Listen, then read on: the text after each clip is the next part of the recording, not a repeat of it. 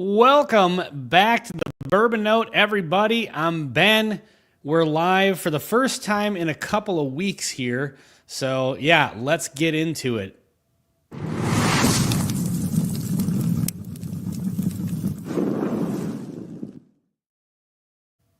All right, folks.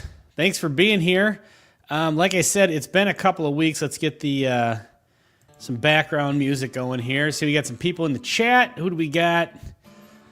Bad Axe Bobby is in the house. What's going on, brother? OG Brick, Jeff Castle, Steve Joes. And Steve says, yes, it has been a while. So, I have been so freaking busy. And the last time I was going to do a live stream, I ended up not being able to do it. I've taken on a landscaping project that's been just taking up all of my time. And it's getting closer and closer to being done. So, yeah, I had to kind of bail on the last couple of live streams just because I had some time-sensitive stuff regarding that. So anyway, yeah, thanks for being patient for those of you. I know you don't probably hang your whole week on my stupid little live stream, but, you know, for those of you that tend to show up for these things, I'm glad you're still showing up even if I'm gone for a while. So got to do another Patreon giveaway tonight. So I'll have to come up. I didn't figure out what samples I was going to do. I am using a different mic tonight. I decided to try, it's kind of in the middle of trying some new mic stuff, and then I didn't have time to switch back to the old mics in the off chance that this didn't work, but I did test it, and it seems like it works. So let me know how it sounds. I think it sounds pretty good. My goal is to try to be able to use a mixer versus what I typically use on the laptop, but I don't know if that's going to happen. I am struggling terribly with getting the freaking plastic off of this sample. So what my plan is tonight is I'm drinking samples from distilleries I've never had anything from. So I have two different distilleries here, three samples. I've got Wood Hat Spirits, Bourbon Rubenesque Single Barrel Bottled in Bond 6-year. I think, is this from Piper John? Or Dr. Robert, I got my samples all mixed up. I usually try to keep a record of who sends me what, just, you know, for times like this. So I apologize if I get that wrong. But, so there's that one. And then I've got two from Non-Bike Riding Dave Vogel saying that are both from Pursuit United. And Pursuit United is like, they're a distillery or, you know, a non-distilling producer, NDP, right? And they do a lot of like sourcing barrels and blending different barrels from different distilleries and maybe doing some finishes and stuff like that. So their products are not available in Minnesota, so I've never had any of them before. So thank you to Dave for sending those. I did recently review, I filmed a review and posted it of a local Minnesota distillery called J. Carver, and that's a rye, and I found it to be an extremely interesting rye whiskey, and so I'll probably include that in the sample pack, and then I also have another cask strength single barrel from that same distillery. That review will probably come out on Monday, and so I'll probably throw in a sample of that, and then I'll grab another rando bottle off of the shelf here for the Patreon-only giveaway, but if you want to participate, you can throw $5 in the super chat. So, anyway, let me get a knife.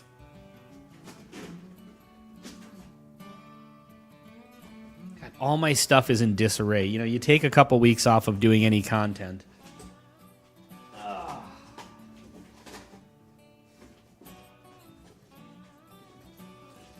Can't find the knife. What do I... Let's see if I can peel this off of here with a pen without cutting myself. It's probably more dangerous than using the knife. Some of this plastic, I tell you what, it gets on there and it's... Am I doing this to all the people I send samples to? Because I put the plastic on too. You guys struggling? Bike riding Brian Vaughn. Hey, I had a question for you. Have you won previously on the Patreon only sample giveaway? Let me know in the chat. And Steve Joes let me know as well. I can't remember. I had a list, and then right before the last live stream I did, I lost my list. And so I'm trying to figure out, I'm trying to do for the rest of the Patreon subscribers, I'm trying to make sure everybody wins at least once. So I'm trying to, once somebody wins, then they're out. And then once I get through the entire list, then I'll put everyone back in there. and then we'll go by, you know, like just whoever wins.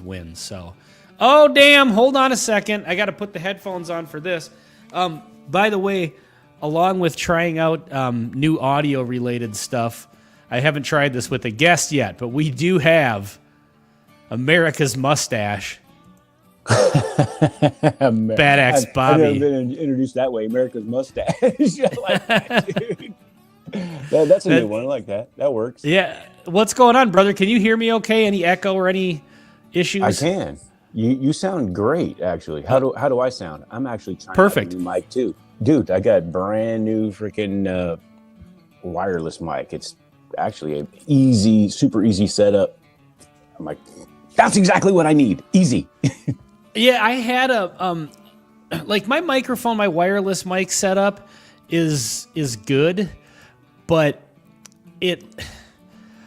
so I've got a new thing coming up here that I'm gonna try, and here, I gotta kind of go halfway on the headphones here, and so this new thing. I know. I feel like I've got a mixer right here, so I can like kind of get the little thing going on. These headphones are weird. I'm not used to using them, and so it makes the sound of my own voice quieter. And you know how when you're wearing headphones, you tend to talk louder. So I'm trying to avoid doing that. A mixer, right? Yeah, exactly. So I guess I'll just say this: we've got a few people in here, and I'll make an announcement of this later on. But the reason I've been experimenting with a mixer and all this different stuff is on Friday, May 16th, I'm going to do a live stream, and I'm actually going to live stream a live music show from the bar here. Nice. I've got a buddy who just recorded an album, like an acoustic sort of thing. So it's going to be... Yeah. So it's not even I'll probably still get dinged for copyright if they throw a couple... Sure. Yeah, a couple of covers in there or whatever. Because I do notice that like we've screwed around, like played some songs to try to like test out the live streaming capabilities. And dude, if you even, just like sing or say the lyrics of a cover song, you get a copyright. I know. It's so lame. But on Friday the 16th, that'll be the thing. So I've got it where it's not just like a mic in the room. It's actually like guitars into the mixer, mics into the mixer, mixed and balanced. Doing it, dang, dude. Well, let's put it this way: I'm attempting it. Yeah, I was gonna say you're attempting it. Awesome. We'll see how the actual doing it goes.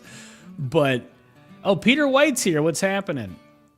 So I had all of that stuff set up, and then so I figured, well, screw it. I'll just try it out and try out the mic and whatever. But so that'll be fun because that's a thing that like if it goes well. And it's gone well in the test. So if it goes well, I want to maybe make that a regular thing and have like some local musicians that do acoustic music. That'd be cool, man. Yeah. So and like during the summer, we go out in the garage in the brown tree and smoke cigars and have live music. And then like people can put us on like a radio. Like you're hanging out with your friends, put us on and you can have music. And I got a great idea. You could change your name to the Bourbon Note. Yeah, the Bourbon Musical. Yeah, it's a musical note. It still works. Bourbon and Notes. Yeah, there you go.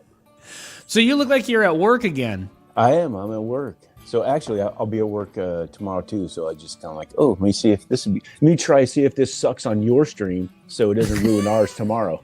Dude, the amount of times I've done that same thing, it's like, well, I'll try this out. If I train wreck the stream, it's not my own. So yeah. I think we all do that. Oh, dude, it's great. Like, it sucks? Okay, let me just unplug it then. Okay, how's this? All right, cool. All right, awesome. And then we have to give you the... Damn it, Bobby. Damn it, Bobby. Shit. Dude, it just occurred to me that I think I have had this Wood Hat Spirits because there's no plastic on it. I love it when I have the live stream going and I haven't taken the plastic off of the bottle and I cannot get this shit off of here. Dude, I'm making videos. When you're making videos and you got that, let's do this. And all of a sudden it's that one that you just cannot get a handle on and you need a knife or something. Now the knife is even hard. You're like, oh shit.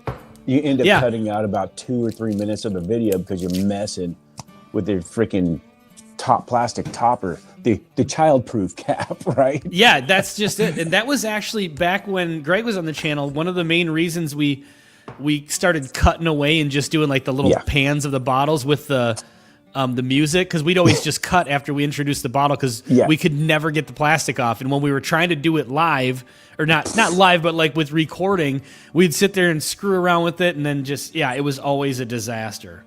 Yeah, every single time, dude. It's horrible, dude. Nothing to make you look like a shit show quicker than that plastic topper. I know, it's terrible. So, where are we at? I mean, I know we have already announced that the Whiskey 6 has some whiskey barrel related stuff coming up here. Is there anything new? I mean, we haven't really spoken to the group. I'm going to adjust one of my lights real quick here. We haven't really spoken to the group recently about it too much, but is there anything? Yes, I actually that can be disclosed, or yeah. It's all out there now. I've got two. I went to Corbin Cash, right? We know that. Yeah. And I got 2 samples for each group, each part of the Whiskey 6. So you're gonna get a straight up. Everyone's gonna get a straight up 50-50 and a 2/3, 1/3. The bourbon, the rye to bourbon. Okay. So you guys are gonna So you'll be able to choose. You know, you're gonna have a choice in this thing. So sure. That's the whole point. I mean, if you're doing a pick, man, it's nice to actually be able to choose, not just rely on me, not rely on my exquisite palate. Well, hey, you've got some expertise because I have had your Corbin Cash. I think you sent me a sample of that. I did. Oh, yeah. Yeah, I'm gonna. I think I've got enough to send just the rye on its own. The rye that's part of, because we have announced now like what this is. Yes, it's I don't know. I guess the simplest way to say it would be a Burai. I know High West has the trademark or copyright or whatever on that name. So it won't be called that. I mean, what it's actually going to be called is I think going to be a surprise, but it is that we'll call it a Burai for right now. I have seen the title of it, and I totally dig it. And I think Dave's waiting on a label for that to call it that, and trademarks and all that stuff and all that. So, and we'll talk it up, and it'll be. It's gonna, dude. This is like a shoot. So the rye is 100% rye. Obviously, it's a single barrel rye. It's by the time that little short that I put out to you guys, it'll be 8.5 years before. 8.5 years before it's ready, right? Before it goes into being bottled and being blended, and the bourbon is just over 6 years for the bourbon. So I think the proof is over like 110 or so on the bourbon, and it's like a 140 plus on the rye. Nice. So we're in there. We're in that range. That range of the one. Yeah. Do the quick math on that. So it's gonna be. I've tasted them all. I've tasted different variations of it. And these are the two there that me, Rick, DRC, right, and Dave, David Souza. We here's some choices, some good choices. There's one that we heavily lean towards. Where I want to not tell you guys because I want you guys to come up with your own opinions on it, but. There's one of the two that you really particularly like. Oh, for sure. Oh yeah. Okay. And the other one's good, but the one that we like it's not even remotely close. I mean, really? Snap! This is good. Really good. Really. I love that. The Whiskey 6 is in the chat. So he says, I'm assuming that's Brian running that. So he said, 14 years. Yeah. So that's bourbon note. That's Greg math right there. Yeah. So what's the proof? That's like 250 something. Yeah. To proof. Jeremy Dirks, what's happening? Sugar Kitty is in the house. Where is my Sugar Kitty? Where's my? There we go. Gotta have the. the Sugar Kitty drop. So, Yeah. Brian, if you've got any of your equipment set up, feel free to hop on. I sent the link in the Whiskey 6 chat. I think Myron Jeremy says he's Dirks. coming. What's Jeremy that? Dirks, a new Patreon of mine. Jeremy Dirks, man. Welcome. Hey, thanks for the support over at the Bad Axe house there. Nice. Welcome to the stream, Jeremy Dirks. Right on, right on. So, I was just watching this thing about the new E.H. Taylor. Everybody's talking about that becoming part of the antique collection. Yeah, Is there anything that I can't think of anything I give less of a shit about in whiskey news than the fact that, and I'm a fan of E.H. Taylor. Yeah, dude. But it's so like, hilarious. A, okay, here's another E.H. Taylor I'll never see. And B, Dude. like, is it going to be like an 18-year E.H. Taylor? Dude, Because that's- in that case, it'd be cool. But like, it's just No, it won't, because it'd be more expensive. We'll never see it. Not just never. Right. We'll never see it. like it's just E.H. Taylor bottled in bond. dude. You know? I will So it's say, like- I will say that the Eagle Rare. I'm not an Eagle Rare fan. The Shelfer picks. Mm-hmm. I have some delicious picks, but the BTAC version is way better. I actually like I really like the BTAC version. It's 101 proof, right? Yeah, I think it is. I had it 17-year, once. 101 proof. I'm like, yeah, this is really good. And the Double Eagle Very Rare is even a little bit better, actually. It frickin' better be for Yeah, I know. the But- $2,000 MSRP, 20 grand on the secondary. So Myron said he's hopping in. Okay. Yeah. So I hopefully it's better. I mean, what's the highest amount of years that you've ever had in an EH Taylor? 4? I mean, That's the thing. I don't know. They don't really have any age-stated ones, to the best of my knowledge. barrel So. proof, but I don't know that I've had anything more than a 4. I mean, maybe they're more than 4. I mean, it's a minimum 4. But Yeah, it's a minimum for. That's why I was wondering, because Wild Turkey did the 17-year bottled in Yeah. bond a couple years ago for the Masters Keep. yeah, But it's like they're not saying anything, at least that I've seen, about like what sets. Okay, it's E.H. Taylor bottled in bond is now a BTAC. Like, what's It has to special be about yours. it that it's going to be? Yeah, it has to be. You'd think, there's right? because it's gonna be 100 proof. I mean, that's the given, right? It's bottle and bond. It's going to be 100 proof. it Yeah, so you're has going to have. be the years. Yeah, you're gonna have they would have been better off just doing like an extra age Blanton's at cast strength for the BTAC. Well, see, someone was throwing stuff. Oh, in my Patreon. We're having a conversation about this, and they're talking about. I'm like, the biggest question I come up with is, what's going to be how long, and what is the next thing they're going to throw in there, as far as in the BTAC collection? What is it, and how many 401ks you're going to have to cash out to buy that one? For me, not a single one, because I'm just True. simply not willing. Same here, but I'm like, it's almost annoying. It's just like, come on, man. The people that really like this stuff, they're priced out. We're priced out already. If you really want it, For unless sure. you know somebody that knows somebody. I mean, there's always that too. I don't know that any of us would get all of them, but we all of us together might get, we might get one our own and complete the collection. That's a possibility. But Well, yeah, that's just the thing. Like, anytime I see there's some major announcement of this,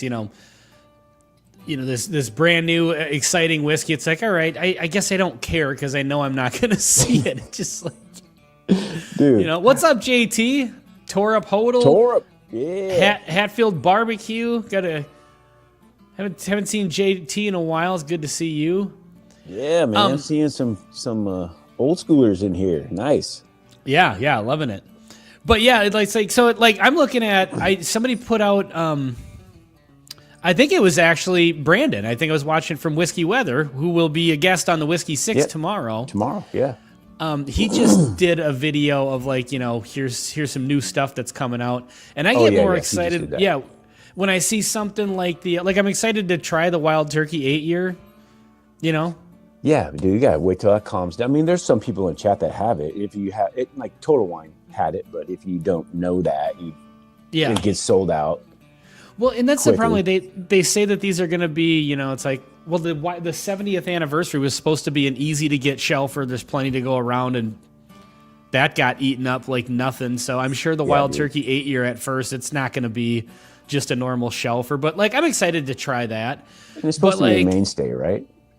Yeah, they said it's supposed to be just on the shelf right next to Wild Turkey 101. Like it's going to be a regular, normal product. So, but, like he said that there's like a 7-year age stated Old Granddad bonded. Like I get more excited about something like that. That's like a regular bourbon. That's something new that if I really like it, I can always get access to it. And I know I'm gonna like the Wild Turkey stuff. And Beam, I like Knob Creek. I like the Old Granddad stuff. Yeah.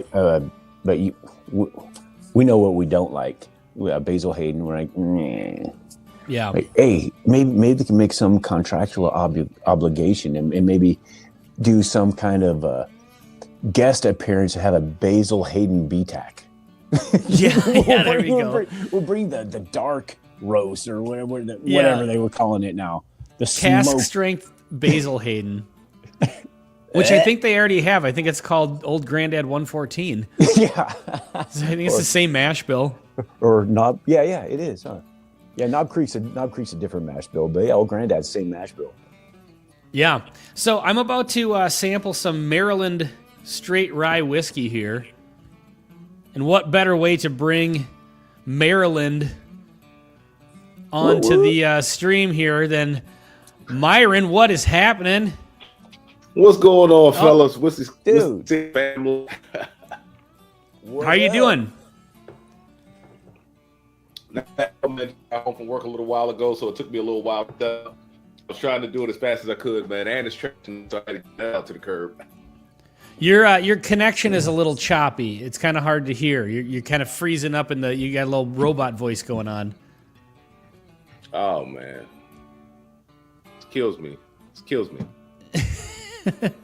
I know that sucks when you get that low, weak Wi-Fi signal, and you're too far away from your actual router to plug it in. Practically. Yeah. And friggin' dial up. You can hear me. The thing that sucks is the next room. I'm having a hard time hearing you. It's kind of like a little in and out. Hey, so tell someone to go hang the phone up.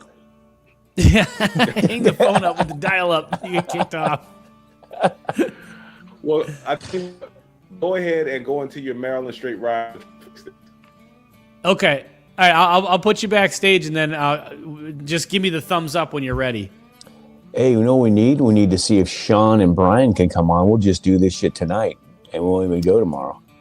Well, I'll tell you what. I can make one of those things happen right now. It looks like he's settled into his chair and is ready to go, pouring himself a whiskey, giving me the thumbs up. May we have the attention of the class. You got Bourbon School in the house. What's up, guys? Dude, how's it going? Good. How are you? Oh, pretty good. Just got home a little bit ago, but right on. Got a bite to eat and settled in now, so I figured I'd jump on. You know, last minute, I didn't know what I was going to do for this stream tonight. And so I was tempted to last minute. This is before I just sent the thing out to invite you guys on. I watched your your video that you put out today, Brian. So I was gonna do a let's put Bourbon School's theory to the test. I was gonna throw together a last minute blind with some budget bangers and see how they held up. Yeah, I wasn't trying to talk shit about you because I know you always talk about budget bangers. I was like, oh, Ben's gonna think I'm like going after him. No, are we still talking about whiskey? Like the whole idea was okay. Budget bangers. I have them on my shelf, but I got to a point where I kept buying them, and like more and more, they just became more and more disappointing. And I was just like, I need to find one or two that I really like and just stick with those and stop going out and buying all these other ones that everybody's like, ooh, you got to go try this one, you got to try that one. I'm done with that because none of them live up to the hype. So Pendleton Midnight's my budget banger right there. And I see it all the time, and I always am like, I got to grab that. I know Bobby loves it, and I just haven't gotten it yet. Dude, how much is it? Do you know how much it is where you are? I don't. I know my local shop has it, and I see it every time out. Next time I go, I'll look and see, but I'm not sure. What should it be? it should be under $30, but I got it for, I can get it for 25 to 30, but then there's this one place that just kind of, this one store, Winco. I don't know if you guys have Winco or not. No, we don't. But Not here. It's $19.99. I'm like, there's a couple stores that carry it because I told them, hey, dude, you guys gotta carry this, and they carry it because I asked them to. But now I don't even buy it there. I buy it over a Winco because it's like $10 cheaper, dude. I'm like, you got to carry it, but you got to carry it at the right price. yeah, come on, you can't. Come on, I'll buy it here, but if it's a couple dollars more, come on. Yeah, but it's $10 more. Yeah, I think it's around 30 here. I did notice there was a place that had some mini bottles of it, and I meant to pick one up. So next time I'm in that town, dude. Sometimes if you buy Pendleton, they'll have the Pendleton Midnight on the bottle. Like, hey, you gotta try this. I'm like, dude, it's so much better than Pendleton. Well, they've got like they just had a little basket of like just mini bottle, like airplane bottles of the Pendleton Midnight, shit. so I can grab one of those. But yeah, I think it's like $30 around here or something. So it's still reasonable. That's about right. 30, yeah, right around 30, give or take. That's normal. That's normal. guys, Dude. if you see that, this is the 20-year. Here, let me solo you, Brian. So this is a 20-year, Woo. 145.2 proof cigar blend finished in Armagnac and port. That is a buy all day. It is amazing. And it's like $80 MSRP, and I think it was available for a while. Like, yeah, Wow. $80. They only did 15 barrels, so I think they said there's something like 1,800 bottles total. But holy smokes, it's crazy. It's crazy good. I can honestly say I've never had anything like it. It's really good. yeah, that sounds amazing, Brian. By the way, I still owe you some samples. That's another thing I was tinkering with as I was messing around with signing up for the print your own postage at home thing. Mm-hmm. And then I said at the beginning of the stream, when the weather got nice here, it literally turned to summer on Sunday. Like Nice. It went from spring, every time it was supposed to be nice, it would be just, dreary and windy and 50 degrees. Forecast said 70, it's 55 and cloudy. And April is just like that every year in Minnesota. It just sucks. And then on Sunday, all of a sudden, bam, it went full on summer mode. The trees all bloomed. It's upper 70s.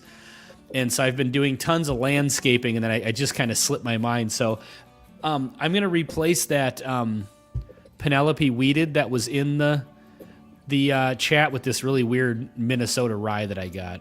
Okay. It's an odd one. Is that the one you reviewed the other day? Yeah. The Runestone? Yep. Okay. All right. Cool. So I was watching your E.H. Taylor Barrel Proof the other day too, and you guys seemed a little bit disappointed in that one. And I remember you said when you're like, you already did what? Traded it away. Oh, did you really? Nice. Yep. When you said, when I can just get Stag for $50 instead, I was like, where is everyone getting all this Stag? Like, I've literally, in my entire whiskey since 2019, I have seen George T. Stag for sale one time. Well, and that's because the guy, I kind of knew the guy at the liquor store, and he pulled it out of the back and sold it. I only have one of those. But the Stag used to be Stag Junior. That's what I'm talking asked me about it today on the comments on our video, and I said, pretty much anytime there's a raffle, I can get a Stag. And this year, I got all 4 batches, plus I got an extra 24C. Jesus! At the last raffle I did, so I've been able to buy 5 bottles, and then I traded probably 2/3 to 3/4 of that E.H. Taylor Barrel Proof, and I got back a brand new Stag 24C. So I've got 5 on my shelf now. I think I probably got 6 or 8. I mean, I was getting so many of them. At some point, I just stopped getting them. I'm like, I can't buy every one of them. I'm like, dude, if you guys ever see Stag at a below $75 or whatever, just buy it. I will pay for it. Automatic buy. That's normally where I buy it, like $59. I get it at grocery stores. Bobby, if you see that and you don't want it for yourself, automatic buy. I will pay you for it immediately, and I'll pay for the shipping. Ben, the one I just got, I'll You can buy it from me. I haven't opened it yet. I mean, I already got one up here, and it honestly, the 24C of last year's batches is between that and the A is the best one. And you have a backup of that? Yes. Are you sure? I mean, I'll take it off your absolutely. hands if you want to. Just let me know what you paid for it, and then I'll add the shipping. And it's fine. I'll get another one. Yeah. I literally have half of a Stag Junior on my shelf that has been there for 4 years. Oh man, but it's probably a good batch. Is it an 18? Oh, that's, 15. Oh, dude, I've got two This is a good 15s one. and two 18s at home, and I still have. I'm just creeping that I don't want to drink that last part of my batch 12. I just don't want to drink it. Torapodal says, "I'll pay 1 cent more than Ben." We've got a bidding war going on here. Now, Torap, is that in Bitcoin or is that in, copper pennies here? You got to let it, because that's going to make a difference. But yeah, Brian, I will totally take that off your hands. And that goes, if you still see another one, because I'd like to get a few of those on my shelf. Okay. So shoot me a text, Brian, what you paid for it. I will do that. And then, thank you. God, thank you so much. Now, if I can get somebody to find me an Antique 107, those are my 2 bottles that I'm always looking for. Dude, I just Bobby, got another one of those. I just got a store pick of that. Oh, God. See, Dude, I wish I would have known. Rick, DRC, he's always going. He at least once a week he goes out of town for business, and he hits these same stores, and they have these things, dude. What's your limit on a 107? Because I think I got it for, I don't know, maybe right around $100. Okay, like for a pick, I would definitely pay that plus the shipping. And this one was a pick. Yeah, so maybe for like a normal one, maybe like $75, because then you got to pay the shipping too.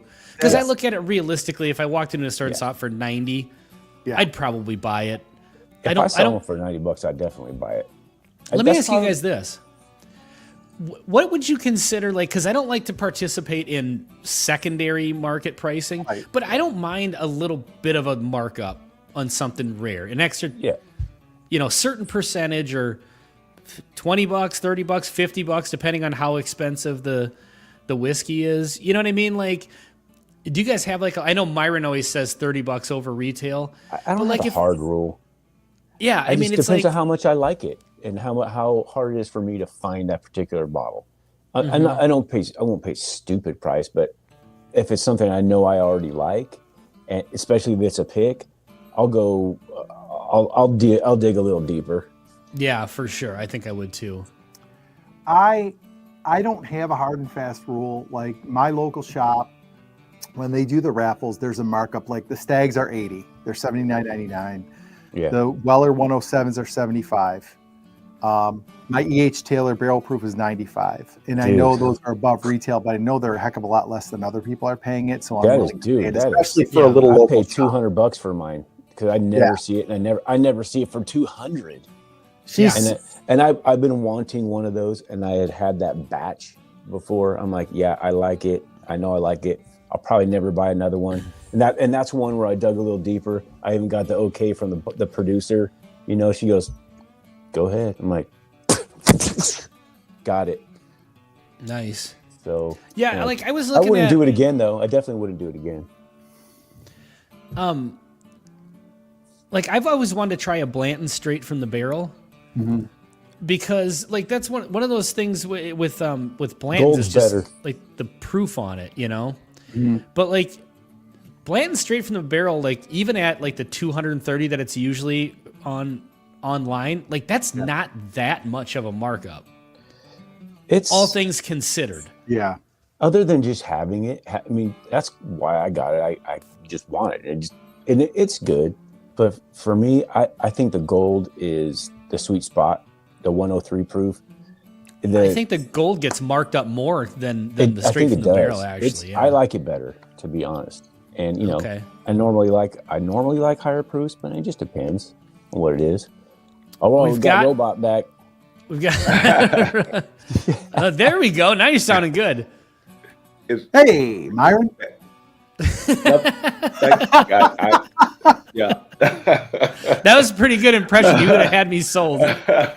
No, believe it or not, I am less than 50 feet away from the router down here in the basement. But when I'm down here in the basement, I can't. It's weird. So I actually have a 50-foot Ethernet cord that I had to run. It's been upstairs in my closet for like 2 years. I had to run that from the back of here to the router just to get it to work. So it made all the difference in the world. Yeah, I mean, it sounds perfect now. So, but might as well just leave it plugged in for the night because tomorrow we.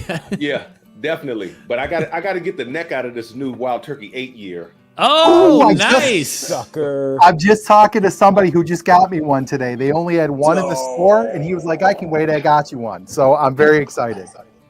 Virginia ABC dropped them today. Myron's dropping it on the table. Yeah, he's like, Dang, sack dude. is now so large, he has to wear a huge hoodie upside down instead of trousers.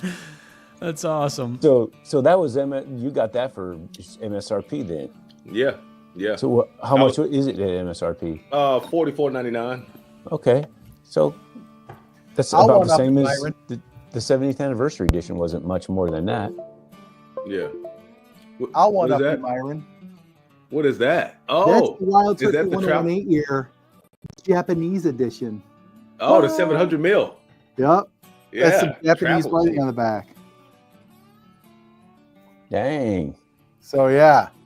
It's actually not mine. A guy gave it to me to test to get a sample of, but I'm giving it back to him. So it's only a minor flex because I'm gonna Saturday I have to give it back to him. let me make sure. Because that was 40. I think that was 44 after taxes.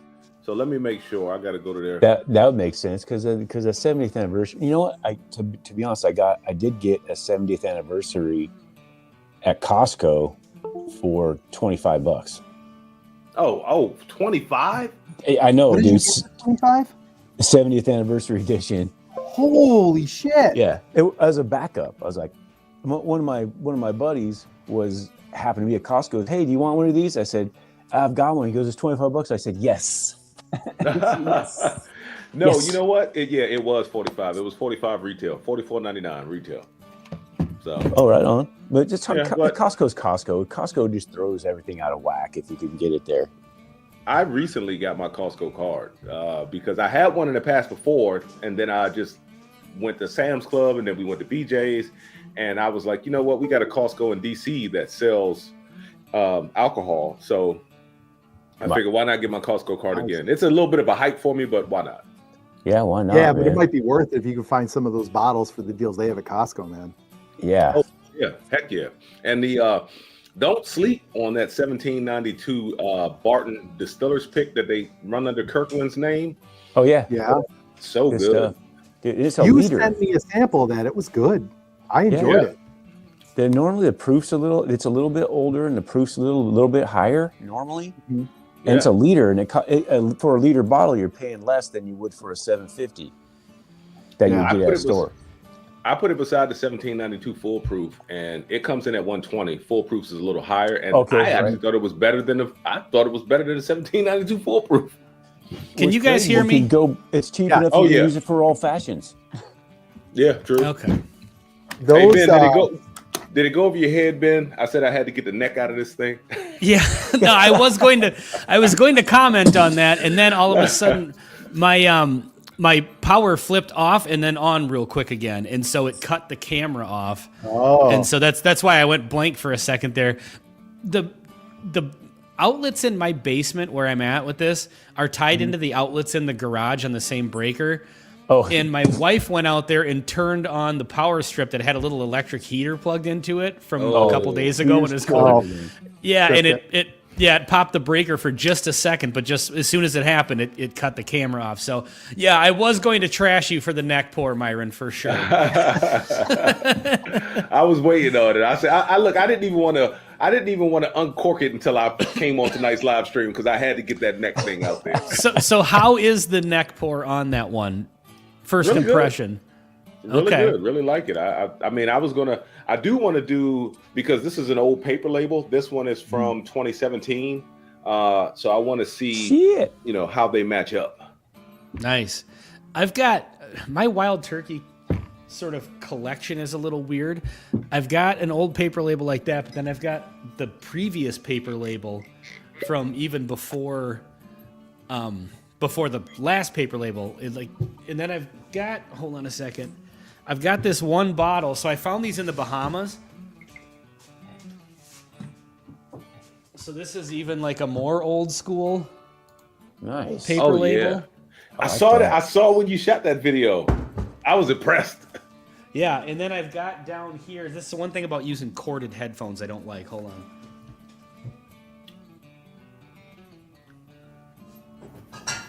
I said if we could get Sean and Brandon on, we could just do this thing tonight, dude. Oh yeah. I've got this. It's the same one. This is also from the Bahamas. But you see the difference in the color of the labels? Oh yeah. Oh yeah. This one sat in the sun. Yeah, it sat in Yeah. the window for probably, I think it was like this had been discontinued like 7 years previous. Oh my god. And so I'm assuming it, and these things are just covered in dust. And so this one we actually cracked open on the channel just to see like what does wild turkey that sat in the sun for 7 years taste like, and it was good. I think that one, if there was any case for a whiskey changing over time, I think it might be this one. Yeah. And Is that, I got to tell did you, someone I don't fax know. you that label? Is that? That's what it looks That's like. the old man looking through his readers. I was like, did Yeah. someone fax you that label? And you just go, what the heck is that? Dude? Yeah, so like this one I'm just keeping as a collector's item, but this one I opened up. And, let's have a pour of this right now. I don't remember, by the way, drinking this much of this bottle. Do you guys have those bottles on your shelf where you're like, That means who it the was a hell good night, drank man. all of this? Yeah. And every time I look at my Glen, it's empty too. I'm like, yeah, who drank all that? Yeah, who did that? But, like, I've got bottles that I look at them and it's just like bottles I never go to. And then I look at it and it's just like there's three quarters of it gone. I'm like, when did I guess I'm just chipping away at it for the course of like years and It years. happens less. I have that question less now that Parker's in Italy. I don't wonder anymore. I'm like, oh shit, that was me. Yeah. Yeah, no kidding. So are you noticing it's still happening and you're to blame? Yeah, it's still happening. I'm like, oh gosh, it is me. Crap. I am the problem It's me. all along. I was talking to Bobby before you guys hopped on here. I was talking about, we were talking about how like, the big news is the E.H. Taylor becoming, Betacified. becoming part Yeah. of BTAC. And it's just like, I don't know. It's just couldn't one of care those much things. Yeah. That I heard about that and I was like, cause I heard this like Buffalo Trace is announcing a new addition to the BTAC. I was like, oh, I wonder what it's going to be. I thought it was going to be some, new offshoot of a brand or something like that. Or, Yeah, I heard you saying you really don't give a shit. Yeah, I don't. It's like in this filed away in whiskey news I could care less about. There was one other thing too that everybody's talking about. I can't remember what it is now. guys- That Buffalo Trace is getting into Irish whiskey. Did you see that one? Yeah. No. Yeah. Yeah. I don't give a like- shit about that either. Oh, They're gonna. At all. Good. They're moving It'll the be distillery good. to Ireland. It'll know be what? good. I gotta say, I think I am over Buffalo Trace. I've had enough average to disappointing bottles of theirs that I'm just like, I when we started, I was like, I don't get the hype. Then I drank some and I was like, oh, I guess this is okay. Now I'm just over it. Like there's so Says much the guy out with there. 5 bottles of Stag Junior on the shelf and all these E.H. Taylors. It's just too easy to get now, huh, In Brian? fairness, Yeah. the small batch is still not open. I Buffalo- don't like that at all. I want it. Buffalo And Trace is boring. It's too easy to get. It's just boring now, right, Brian? It's bitter Yeah. and gross. I don't like it. You guys, that's the luxury you have. I've noticed, Brian, because I told you I was looking for an E.H. Taylor small batch, and I've Yeah. got some on the shelf. And the last 2 times I've had it, it hasn't hit for me like it used to. Yeah.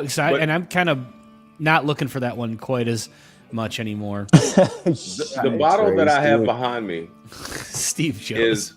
is phenomenal. I'm not gonna lie. Look, Is it a small Is batch, it just a Myron? Small batch? yeah, yeah. Um, So years and years ago, I got my hands on a single barrel, and then I never saw another E.H. Taylor ever, right? And then lately, they've been dropping at the Virginia ABC, the Wild Turkey 8, and the E.H. Taylor.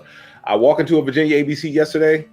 They had one on the shelf, picked up a backup. Walked into an ABC today. They had one on the shelf, picked up another one because they didn't have the 8. Then I go into another ABC. They had the 8, so I finally got my hands on one.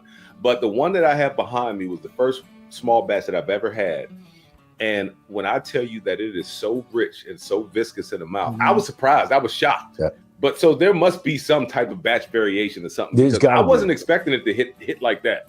Yeah. To be, I'm Wild Turkey guy. People, I get known for that, Corbin Cash and Wild Turkey. But E.H. Taylor small batch is actually what got me into whiskey. Mm-hmm. Oh, really? Yeah. Mm-hmm. But then I came around and realized that Wild Turkey is much better. Yeah, I used to be. Go ahead, Ben. So my 3 from Buffalo Trace that I always look for are the Antique 107, the Stag Junior, and the E.H. Taylor, because they're the ones that are somewhat accessible. Probably the same here. But yeah, and so E.H. Taylor I always loved as just like a shelf or bourbon. Yeah. But yeah, I don't know what it is. And it could have just been, one of them was the sample you sent me, Brian, then one of them was out of my own bottle. But it just, I don't know, there was something different about it this time. It didn't have like that, like that. There's always got like a nice cherry note off of E.H. Taylor, and I just wasn't noticing that as much.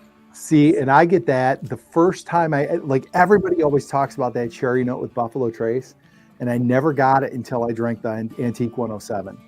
And then I was like, oh my God, like it totally opened my eyes. I love Antique 107. I love Stag. And like you, Ben, those are kind of the only ones I go after. Then I've had a couple of E.H. Taylors now.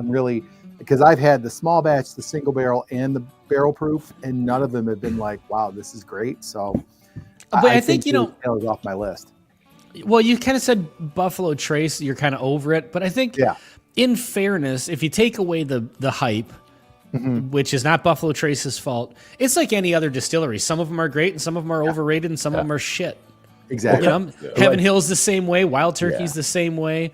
I mean, if you talk about overrated, check out this 70th anniversary bottle from Wild Turkey. It's just you son of a bitch. One of my favorite Wild Turkey bottles. Bobby's eating Pringles. I am like refusing to open this because I don't want to get into it because I know it'll be gone in a month. Like I am like savoring this. I know it's a great bottle. It's a great bottle. I am so Myron. You're drinking the 1018. You're right in front of you there. I know you're not drinking the 70th in front of you, but do you feel like it's similar to the 70th? Do you feel like it's a totally different animal? I can go get it, but I felt like the 70th was completely different from anything that they did. And listening to Bruce talk about it, he talked about how they would blend it and then they would take it to Jimmy. And Jimmy didn't know what he was drinking. He didn't know it was like a tribute to him. So he would say, oh yeah, I kind of like this one. And then they would do something else and they would tweak it and then they would take it back to him. And he was like, oh, this is great. And then he said, that's when they finally knew that they had locked down what they needed. Okay. And I feel like that 101 is probably the fruitiest turkey that I've ever had in my life. Yep. But this one is very, very cinnamon red hot, very clove forward. It's similar to this paper label here, which I am glad because the new glass turkeys I'm just not a big fan of. I think they're a little too grainy, a little too youthy. They don't do it for bitter. Me. The glass turkey 101s are bitter. Yeah, they're just something grainy and young about them, just too.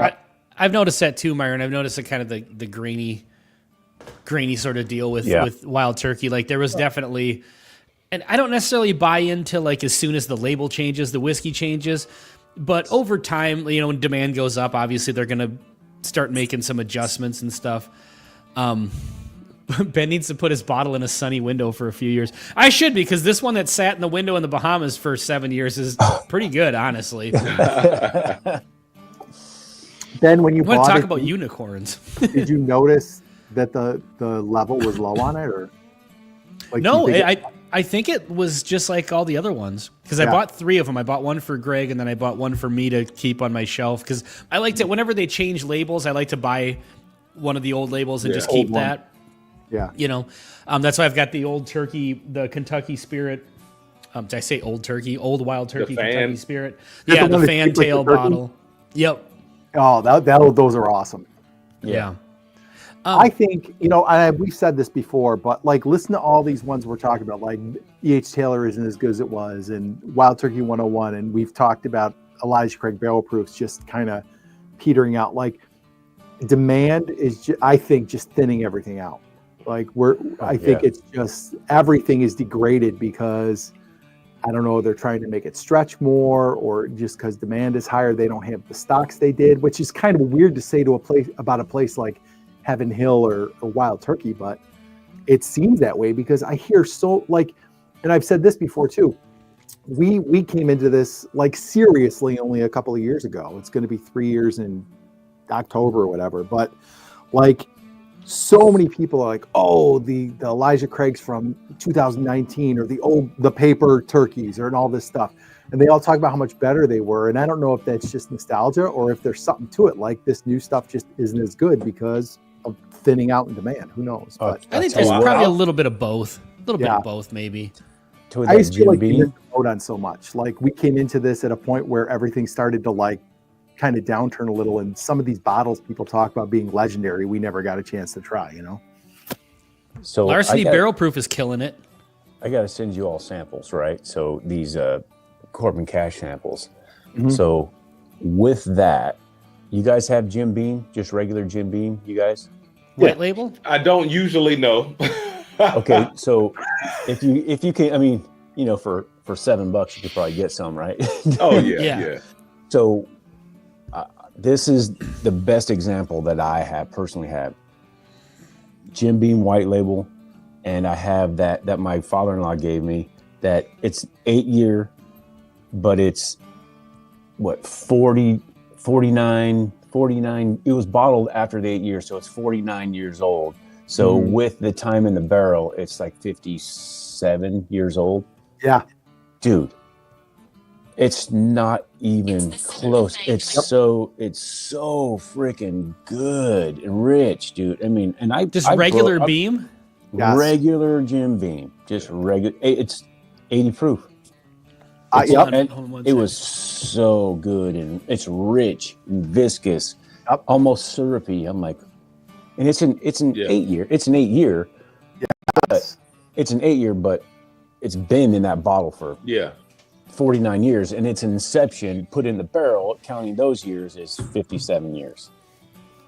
So I had an old neighbor pour me some Beam. Similar story, Bobby. This was the old 80. I mean, it's just 80 proof Beam, but it was in one of the antique car decanters, and it was 54 years old or something. Yeah, by the time same type of did thing. The math, and it was the most smoothed out, like mellow but flavorful. It was crazy. I could see how it's Jim Beam. Yeah. I could see how back in the day they would sit back and just sip that and not even want anything else. I'm like, this is really good. Really good. If you could get away with a nice 80 proofer that actually tasted good, you could sip it all dang day. Yeah, exactly. Yeah. So this thing here, this is a home wrecker of Jim Beam that was actually found. This belonged to my grandpa, and he passed away in 2008, but it's half gone. But I think it's actually from the 70s. Yeah. Wow. Judging by the, I think I looked at the laser code at some point. So I don't know why in 2008 this was only half drank. So it makes me hesitant to drink it. So I've never tried it. But no kidding. Yeah, so I've never tried this, but my aunt and uncle brought a couple of bottles. They knew I was into whiskey, and so they brought a couple of these old bottles that they had that they just found somewhere within his stuff after he died. So I don't know, at some point I suppose I'll have to probably open it up and try it, but it just, I don't know, it makes me wonder, like, why was this not finished? Because he used to buy cases of these. Holy cow. And people would give him cases of them. And he just was getting to that one. Yeah, maybe. It looks like there's almost like some sediment in the bottom. Oh, yeah, you can see where it's like... You know what? That's probably not bourbon. It's probably chew spit. Yeah, I mean, that's the thing. I don't know. That's... It was a spittoon. At this point, I've never even taken the top off of it to find out. So Does it smell like wintergreen to take the cap off? Yeah. It's like Copenhagen or... Yeah. Gold Bandit. Red Man. Yeah, it's probably some Red Man. at some point, everybody's saying Torup and Steve Joes are saying try it. At some point, I may do that. But I think if I'm going to ever open that bottle, because I've never popped the seal off of that, probably not something I'll just randomly do on a live stream. That may be a moment. So if I ever get into it, though, I might. Christian If I ever get into it, I'll put it on the internet for sure. Caramel bomb is right. Is a caramel bomb. It's not super complex anything, but it's just really good. It's nice and simply good. Caramel, vanilla bomb, and viscous with maybe a little bit of char. It's just really good and easy. Yes, and it was like the kind of flavor that we say today you can't get out of the 80 proof. Yeah. Like that was the thing. Like I was like, holy cow, this is so flavorful. Yeah. And then I had to look at it again, and it was only 80 proof. Like it was delicious. Yeah. So I've got a couple of stories. So one, there's a guy who does reviews, but he does them on Reddit, and he sent me a couple samples. So the Pirate Bottle ECBP that I never got a chance to get. And he sent me a sample, and it beat my C923, which to me was the best Elijah Craig barrel proof that I had ever had. So then, anyway, before that, I had a buddy give me this bottle, which kind of soured me on Dusty's. This has a tax stamp that says 1979. It's this much in the bottle, but it is very, very acetone heavy. This is the Old Forester Bonded, right? I was like, it's got too much acetone for me, can't do it. But then I find this bottle, which I think was in production from 2005 to 2000. Let's get a look at that. This is the Bernheim. Bernheim, okay. So this is the Bernheim. This was in production, I think, from 2005 until 2009 or something like that, before they put the 7-year age statement on the bottle. And it's got the copper badge on it. I don't like the 7-year stuff of Bernheim, 100% wheat whiskey. But this stuff is good. Is that a 90 proofer, Myron? This one is, 90 proof. Nice. Wow. 90 proof. Same thing with this this Jim Beam double aged black with the 8-year. Like the older stuff, every time I put older whiskey up against newer whiskey, the same label, it crushes it. Same thing with the Old Forester 86 that I picked up. I think that's a 2017 bottle. I picked up a handle of it. It is so rich. It reminds you of Old Forester 1910. And we talk, like you said, Brian, we said we can't get these flavors in lower proof bourbons, but that's an 86 proofer, but it is so rich and viscous. It's like the 1910. That's awesome. I'm starting to think this might actually be tobacco spit. I don't know. It looks weird in the bottom. It does say on the bottom, Sugar Kitty put some, he said he sprayed on dot matrix on the back. I don't know. It says something, liquor bottle, whatever. It's got some numbers. It says 77 on it. So I don't know. The bottle freaks me out a little bit. Like I if I knew for sure it was actually Jim Beam, I would love to crack that open and like, especially if, thinking that maybe my grandpa was the last person to have a pour out of that bottle and I never got to have a whiskey with him. To be able to crack that open and I'll do it just for that.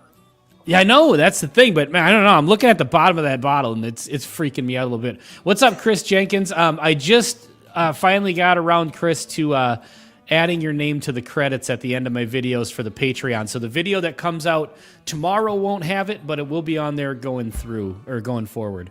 Steve Joe says run it through a coffee filter. There you go. Hey, that's true. So it just tastes like spit without the chunks. Yeah, exactly. This isn't even that old. I think I figured out there is a laser code on the bottom of this Knob Creek, and it says 2012. Okay. Yeah, I saw one of those not too long ago, and I actually meant to pick it up. And I saw one of the old school single barrels too, and I didn't. I kind of regret not grabbing it. I'm interested to put that up against this one and just see. It's going to crush it, bro. I love this. I love this bottle. But it's going to crush it. What's the proof on that one, Brian? This is also 100 proof, so it's the same as they're both 100 proofers. Yeah. Here's the thing, though. Like they're both 9-year age stated, so it's not like the new one is going to be, like most of the time I think they have to age the whiskey a little less so they can get it out. In this case, they didn't, so maybe it won't crush it. Maybe that's kind of a case for. I'll tell you what, it's darker for sure. It looks a little bit. This one looks a little darker than this one does. But we'll see. Ben, trust me, it's going to crush it. And the reason why I say that is because I have a 175 of the 9-year age stated old label, and they took that label off in 2016. So I can't read the Jim Beam laser code, so I don't know when it was actually bottled. But putting that up against even the single barrel pick that I got the other day, that was a 10-year pick, it was richer. That was enough that got me into the game, like those buttery butterscotch, super brown sugar heavy notes. I was like, oh my gosh. Well, see, that's exactly what I'm looking for in a bourbon. Do you suppose that's like barrel selection? What's up, Ryan Frank? Some people say it's the wood. Some people say it's the wood that they use now, and the wood's much younger. We don't have like the older wood, like we're cutting trees down earlier. So I don't know. Good point, yeah. Who's batching it? I mean, I don't know if the same guy who was batching it in 2012 is batching it today, but like look what happened to early times, right? It took them a few iterations before getting it right from wherever, from Brown Forman to Buffalo Trace. So Christian Mojica, is that correct? Welcome to the chat. He was just saying the same thing, Myron, about the trees. Okay, that makes sense too. Big Daddy in the house, what's happening? What's up, Big Daddy? Big Daddy. Well, talk amongst yourselves for a minute here. I got to grab a couple bottles for the Patreon raffle. Okay. Please hold. So, Bobby. Yeah. Do you think that, I mean, this might be better off-camera stuff, but do you think we should have David on maybe next episode after this one, or see if we can?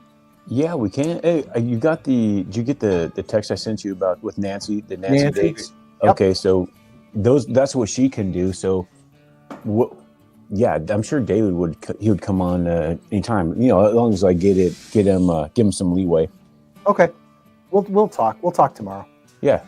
But guys, if you are not aware of Whiskey 6, we're going live tomorrow at 9 p.m. with Brandon from Whiskey Weather. Should be fun. Yeah, it'd be good. He's a good dude. Also, what's his other one? Barrels and Barrels podcast. It's like baseball right? and bourbon, basically. That's baseball interesting. Barrel. Yeah. Can I actually, is anybody out there a baseball fan? Yeah. So you're a Giants fan though, so that's not really baseball. Oh, you're dude. So this guy. Hey, I get to brag this year. It's been like almost 30 years, so I can brag till the end of this year. Unless they win championships,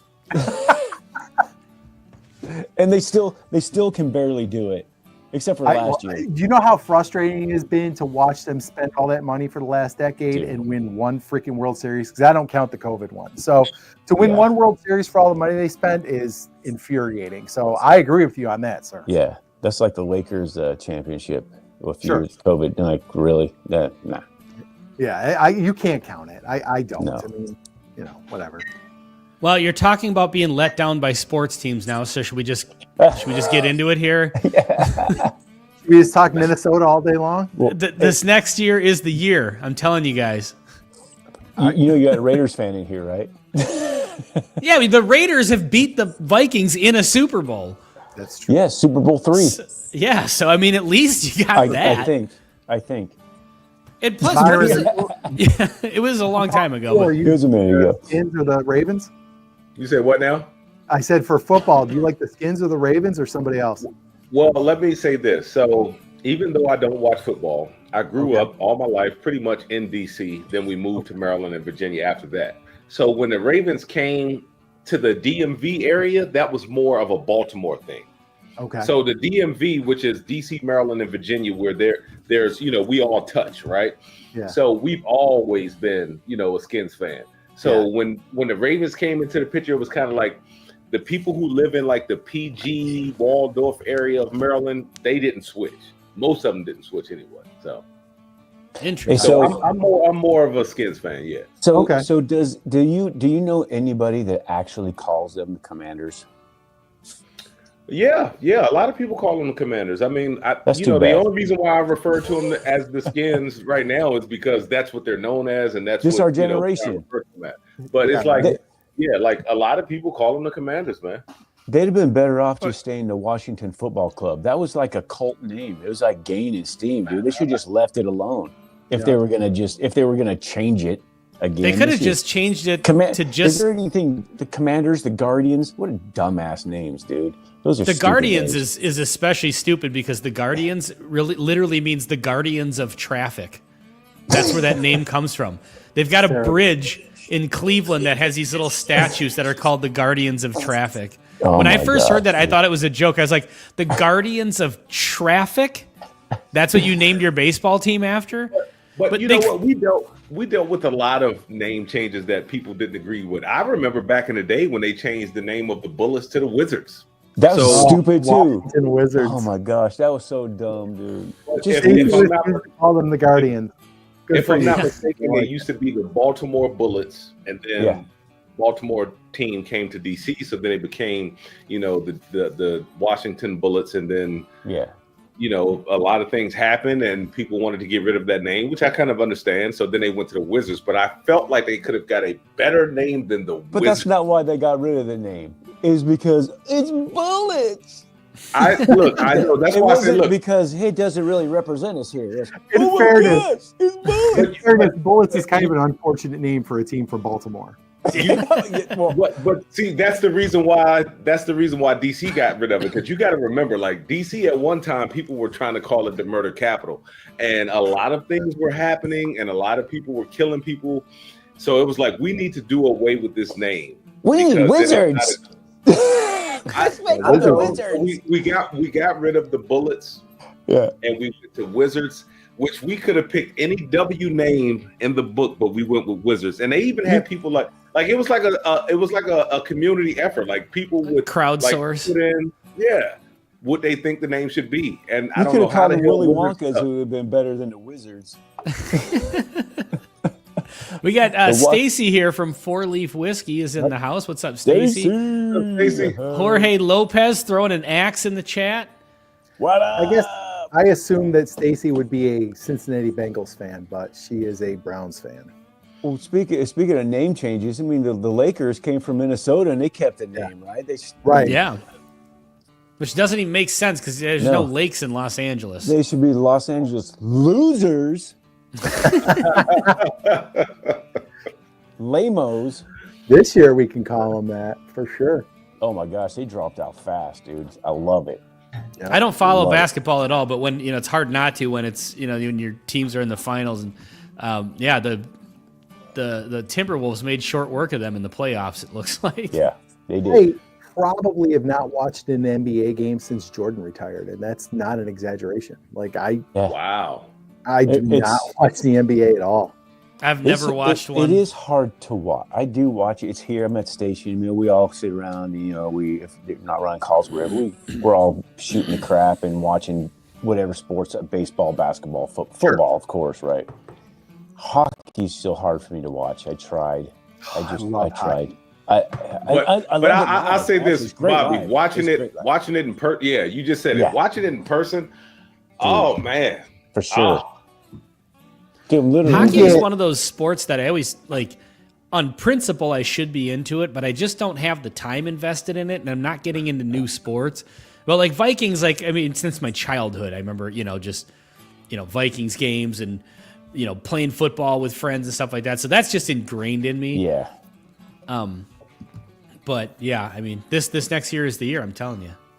Yeah, you know what? See you in the Super Bowl. I'm biased because I've grown up in Western New York all my life, and you can't not root for the Bills. This is the Bills' year. It's happening this year. Dude, if it's not the Raiders, I hope it is the Bills. And what I really hope is it's not the friggin' Chiefs. That's what I hope. Anybody but the Buffalo Bills. Oh, come on. What are you, the smoking man from the X-Files? Dude, No, I drive by that crap stadium every time I go to and from work, dude. I'm like, there's Levi Stadium. Great. The Buffalo Bills, I'll tell you why. I would, on principle, I would root for them because they're kind of, I mean, the Bills and the Vikings have a lot of crossover. We both lost 4 Super Bowls. Now, the Bills lost 4 in a row, which is just unbelievable. But yeah, literally. I mean, it's almost impossible just to get to 4 in a row. So to lose 4 in a row, well, and like how statistically, they lost the first that's one to start it off. I mean, they should have won that game, but and that's the one that set them off. They could have started 1-0. Yeah, one. Yeah, with one. Yeah. But no, so I have a friend, Dan. You know who you are if you ever see this. Was a Vikings fan, but he was like just the worst kind of Vikings fan. And there's so many of these people. I remember he literally texted me during the first quarter of the first game of the season one year. The season's over. We're screwed. It's like he's that guy. Like something goes terribly wrong. He hated Kirk Cousins. And this is back when it was a huge contract for Kirk Cousins to have gotten $83 million. The amount of times you would just hear every time Kirk did anything wrong, $83 million. And he just... So then as soon as Josh Allen came along and started playing really, really well, he just bandwagon hopped over to the Bills, like just pretended he was never a Vikings fan. And it's like, and then he has the nerve to shit on the Vikings every year. And he's like, he sent me a meme this year about how the Vikings fans are going to be let down once again when their team gets eliminated from the playoffs. It's like, dude, you're a Bills fan. They haven't made it to the Super Bowl since when? And they lost 4 in a row. And you're literally like, everything that you can shit on the Vikings for, the Bills have also done. Hey, they're great at getting to that. And that AFC getting all wild here and drop my mic. Hey, you know the shirt that you hate that every team hates? AFC or NFC champion. Because when it stops right there, right? Because if you had a better shirt, you'd be wearing it. Yeah, exactly. That's right. So yeah, it's just so funny. I have a couple of Dodgers like National League pennant shirts that I never wear because they didn't win the World Series that year. So you bought the shirt too soon. Tony C throwing axes in. Bobby, are you simulcasting this? I'm getting all kinds of axes in here. You got to come on more often. No, see if I can get some subscribers here. I threw it out to I copied it. I just threw it in my Patreon to get these guys. Oh, nice. Well, thanks for doing that. I appreciate it. Yeah, man. Heck yeah. Torapoto, Mahomes coming back to Minnesota. Well, he's got a Minnesota connection. His dad played for the Twins back in the day. Yep. Also played for the Toronto Blue Jays, Pat Mahomes. Bobby, a few years ago, you sent me. I remember you told me about this. I think maybe we were live streaming or something. And I asked you to send it to me. It was like a form for switching football teams, for jumping on a bandwagon football team that you said you and your buddies were giving somebody hell about. Yeah. And it was like a formal request for switching teams and jumping bandwagons, and you had to put like your reasons. And submittal. And I had you send me that because I filled it out and sent it to him. So that's just what's so funny about it. Like every year he has the nerve to act like his team doesn't do the exact same thing. And then every year, by the way, that the Vikings basically have just as good a record as the Bills, or at least close. He talks about how bad our quarterback sucks. And it's like, okay, we're doing this with the quarterback you say sucks, and you're doing the same thing with the quarterback that you say is the best in the league. Like, what does that tell you? Yeah. It's like, all of his arguments are just terrible. Did Kirk Cousins go to the Seahawks? No, Ginger Jesus did. That's right. Darnold, yeah. Darnold, yeah.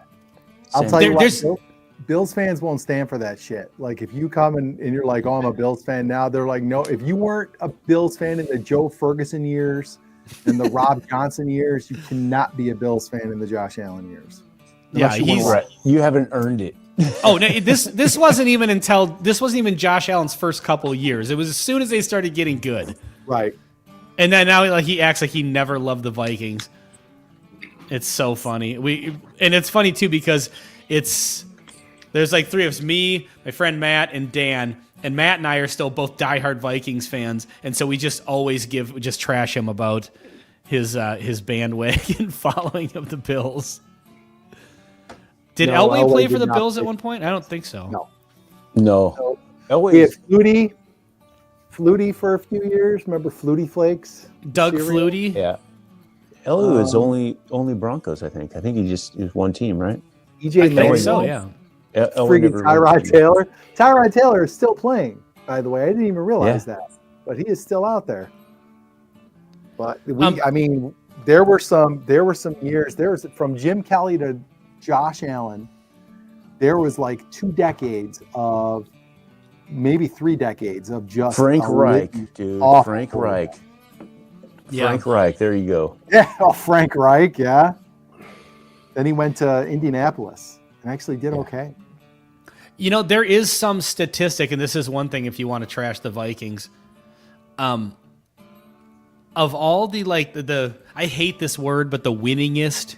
I hate the word winningest. It's the dumbest word. I can't believe so how that's about actually the real physicality? word.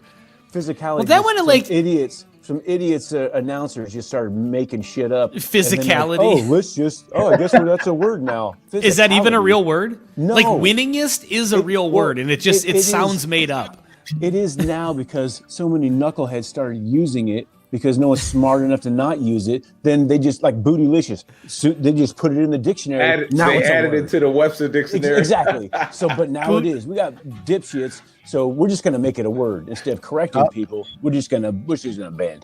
It's I'm like 100. They're like, let's just make some shit up. They're football fans. They won't. Yeah. Yeah, and Exactly. see if it sticks. I want to say on the record, I am 100% in favor of bootylicious being an actual word because sometimes that's the only word there is to describe a situation that you're in. Ginormous. And you've all became been a there. word, right? Yep. But no, like Yep. the word winningest, it sounds like a toddler trying to say, you know, like somebody just like a kid, like, oh, I'm the winningest. Anyway, if you look at like the teams that have the highest winning percentage. Percentage. That's Yeah. a real word, Ben. Yeah, I know. And I've literally had like maybe almost an ounce of whiskey. The Vikings are up there in like the top like 6 or 7 in the NFL. Mm-hmm. And they have no Super Bowls, and all the other ones within their grouping have multiple. It's kind of bonkers. It's like they just can't get that last one done. But all right, well, listen, I'm going to get into the drawing here before we wrap it up. So I'm going to present. So here's what I got in the drawing. This is going to be kind of a craft/discontinued labeled themed thing. I said in the review for this one I was going to send samples out because I want to get people's feedback because this is a very, very odd rye. I'll send it if you guys want any samples. Let me know. Happy to share. But it's a 7-year rye whiskey from a local Minnesota distillery. And then I've got a review of this one coming up. It's from the same distillery. I just went down this little rabbit hole of wanting to try local products. And this is a cast strength wheater that's actually pretty good. It has a bit of a craft funk to it, but it's not overwhelming. But it's got a really, really great wheater vibe to it as well. And then we were talking about discontinued labels. They discontinued this back in like 2013. This is an old Grandad 86 proof. Wow. And so they don't even make an 86 proof product anymore. So I'll throw in a 2-ounce sample of that as well. I'm not saying this is great, but it's kind of cool to get to try something that, you know, you can't get anymore. So let's get the raffle going here. Share screen. I did a little musical interlude there, Ben. I appreciate it. Thank you. You're welcome. Add You're to welcome. stage. There we go. All right. So, bike riding Brian Vaughn, if you're still watching, I do have you added to the thing here. There we go. Nice. All right. So, remaining Patreons that haven't won anything. Bad Axe Bourbon, you are in the mix for this. All right. Yeah. So, let's see what happens. Brian won last time, so I can't have Bad Axe Bourbon winning this time. Maker drinks.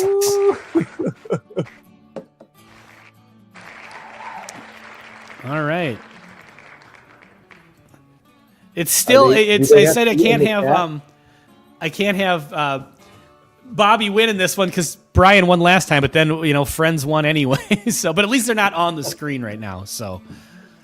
Right. Fixes in rigged. It says, dang, Bad Axe patron peeps are showing up. Yeah. Strategery, Steve Joes. I like that. Strategery. There we go.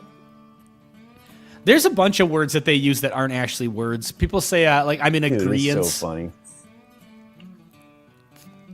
What is the, irregardless. People say irregardless. That's what I was trying to think of. Irregardless, Dude. Yeah. Oh my gosh. That one gives me a headache, dude. My mom has one that's, I think it's unique to her, but whenever something is frozen and she wants it to not be frozen, she says we have to unthaw it. Oh my gosh, well, unthawing it technically would be freezing it. So, but she can't. She's the only person I know that says this, but she can't.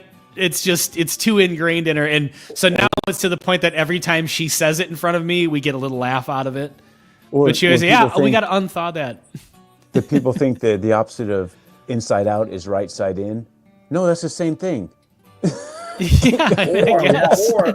Or I gotta itch my scratch. I was like, itch my scratch? I was like, itch my scratch? Don't you mean scratch your itch? Or you gotta scratch your itch. I was like, the past tense of buy is bought. So you trying to make the past tense of bought in. But I looked it up, and apparently there's a UK dictionary and there's a US dictionary, and you can use it. I was like, boughten? How do you use bought? That's already in past tense.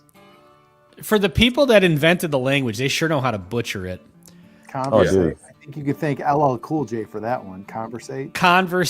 Oh, dude. Yeah. You guys are pushing my buttons. When people get big old lazy butt, with their right? language. That's oh my gosh. We said hello. We conversate a bit. That's LL Cool J. Oh. A lot of people say height when they mean height. Man. Height. The height with a TH at the end. Yeah. Strength. Yeah. Yeah. Height. I think the height is because length, width, and then they just go height. Height. Or perhaps the worst is when you have a good conversation and then somebody says, "Yeah, we talk real good." Or hey, were you guys were you still on? Well, that was was that in the chat or was that after the? Was that after the? I think it was after a show one night, wasn't it? On the Whiskey Six. I can't remember. You said worse. What about worse, sir? That's worse, sir. But do you know what I'm talking about, Myron? Do you remember that? I have been wanting to make. We have to make a T-shirt that has like it's Whiskey Six. We talk real good. Because remember we were all having. Is Brian frozen? No. Okay. No. Sorry. But that was hilarious because the second you said it, you immediately noticed it, and then all of us started laughing. Were you still in the chat, Myron, when that happened? I can't remember. Brian, I'm going to throw you under the bus here and tell the story. Okay. Do you remember this, right? I don't know. Did you remember? Bobby remembers it. Yes, of course I do. Yeah, it was after one of our Whiskey Six streams one night, and we were talking. I can't remember if it was in a chat or if we were actually talking after the show. But you had said we were talking about how I think this is really going. It's going great, and I think I liked what we're doing here. And Brian, you said, yeah, and we, all of us, we talk real good.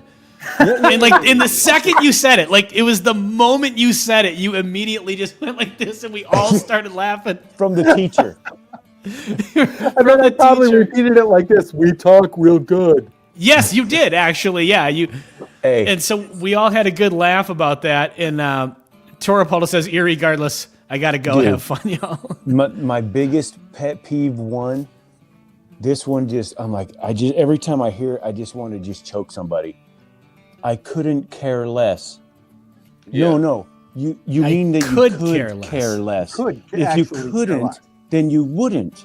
But if you're trying to say that you don't like that, then you could. You could care less. Yeah. Not you couldn't care less. Don't be lazy. Just think about what you're saying. There's double negatives, people. Come on. Wait, do you have that opposite? No, it should be I couldn't care less, meaning I there's not a way I could care less about this than exactly. Yeah, so I think you switched those. People say I could care less. Oh, yeah. I couldn't care less. Yes. Yeah. Okay, I thought you would switch those around when you first said that, but yes, I know exactly what you I mean. did, but yeah, people will say, Yeah, I could care less. Well, Ooh, then I have care less one. then. Care less then. Is it all of a sudden or all of the sudden? No, not all of the sudden. It's all of a All of sudden. a sudden. A sudden. Brienne always corrects me on Dude. that, and I think a lot of times because I say it so fast, but I don't even know if I say it correct or not. Well, it's all one of of those a just a blender word. It's a phrase. Yeah. Okay, before Okay. we get out of here, I've got one. So, and I've been asked, I didn't know this. If somebody asks you what time it is, and you say half past a monkey's ass, Quarter Do you know his the- To balls. his Quarter to his Okay. ball. what did you say, Myron? Quarter to his balls. Quarter to his balls. What did you say, Bobby? I said the same thing, but it doesn't make any Quarter sense to either. his balls, Brian. Quarter to his balls. So I had somebody propose to me, it's like, is it half past a monkey's ass and quarter to his balls, or half past a monkey's ass according to his balls? No, a Meaning the quarter position to. of his balls would be like a hand on the clock. And It's I a thought about that. quarter. I was like, I don't know. I've been saying a quarter to his balls this whole That's it. time. That's But it. then somebody put that up there, and I was just like, oh, I guess it could make sense because... It could, but I've never heard that until just now. It's always And- ever been the other thing. And then somebody proposed the question online that, Old Humble Distilling, what's happening? What up, Joe, old I'm going humble? to be in touch with you. We want to have you on the Whiskey 6.